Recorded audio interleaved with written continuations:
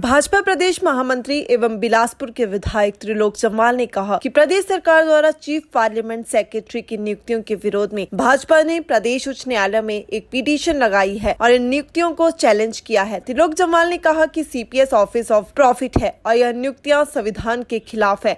पूर्व कांग्रेस सरकार ने एक बार पहले भी सीपीएस की नियुक्तियां की थी जो कि रद्द कर दी गई थी और इसके बाद वर्तमान सरकार ने फिर वही गलती दोहराई है। इस पिटीशन को लेकर वरिष्ठ अधिवक्ता सतपाल जैन हमारे वकील है। त्रिलोक जम्वाल ने कहा कि हमें 100% विश्वास है कि हमें न्याय मिलेगा। हमें लोकतंत्र और न्यायपालिका में पूरा विश्वास है। जल्द ही सभी सीपीएस को अपने पद छोड़ने पड़ेंगे। छोटे राज्यों के लिए मंत्री परिषद को लेकर संविधान में रिस्ट्रिक्शन लगाई गई है। प्रदेश सरकार को संविधान को ध्यान में रखकर काम करना चाहिए। त्रिलोक जम्वाल ने कहा कि संविधान को उठाकर देख लीजिए, संविधान में मुख्यमंत्री और मंत्री परिषद का जिक्र है पर उप मुख्यमंत्री पद का जिक्र नहीं है। प्रदेश सरकार ने केवल अपने नेताओं को एडजस्ट करने के लिए कई नियुक्तियां की हैं पर यह सभी नियुक्तियां संविधान के खिलाफ हैं। देखिए, भारतीय जनता पार्टी जो चीफ पार्लियामेंट्री सेक्रेटरीज की नियुक्ति वर्तमान सरकार ने की है,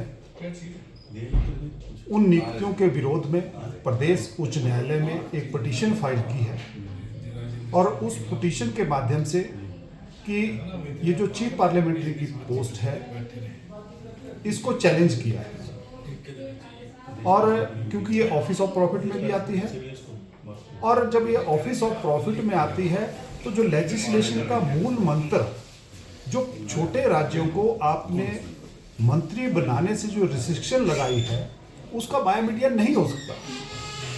आपको ध्यान होगा कि इससे पूर्व में भी कांग्रेस सरकार ने सीपीएस बनाए थे और उनको प्रदेश उच्च न्यायालय ने उन सब की नियुक्तियां तुरंत प्रभाव से रद्द कर दी।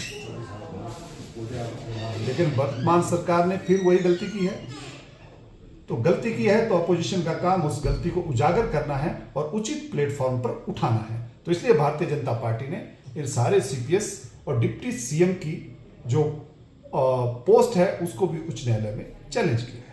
सर, अगर बात की जाए तो जिस तरह से अन्य 4 राज्यों की बात की जाए वहाँ पर भी सीपीएस की नियुक्ति की गई थी और सुप्रीम कोर्ट ने भी इसमें कड़ा संज्ञान लिया था, तो क्या लगता है विपक्ष ने जिस तरह से आवाज़ उठाई है तो न्याय मिलेगा? 100% न्याय मिलेगा। देखिए, हम लोकतंत्र में विश्वास रखने वाले व्यक्ति हैं। भारतीय जनता पार्टी लोकतंत्र में विश्वास रखती है, न्यायिक प्रणाली में विश्वास रखती है। तो हम इनकी जो सीपीएस की नियुक्तियां हुई हैं इसमें तो कुछ राज्यों ने एक्ट बनाए थे और सुप्रीम कोर्ट ने वो एक्ट ही स्ट्रक डाउन कर दिए थे। जब सुप्रीम कोर्ट ने वो एक्ट ही स्ट्रक डाउन कर दिए तो ये तो नियुक्तियां हुई हैं, ये 100% स्ट्रक डाउन होंगी। इसमें तो कोई दूसरी बात हो ही नहीं सकती, ऐसा मुझे लगता है।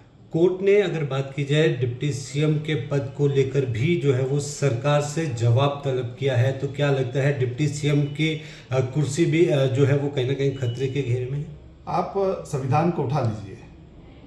संविधान में मुख्यमंत्री है और उसके बाद मंत्री परिषद है। उप मुख्यमंत्री का तो जिक्र ही नहीं है। जब उप मुख्यमंत्री का जिक्र ही नहीं है तो किस बिहार पर बना?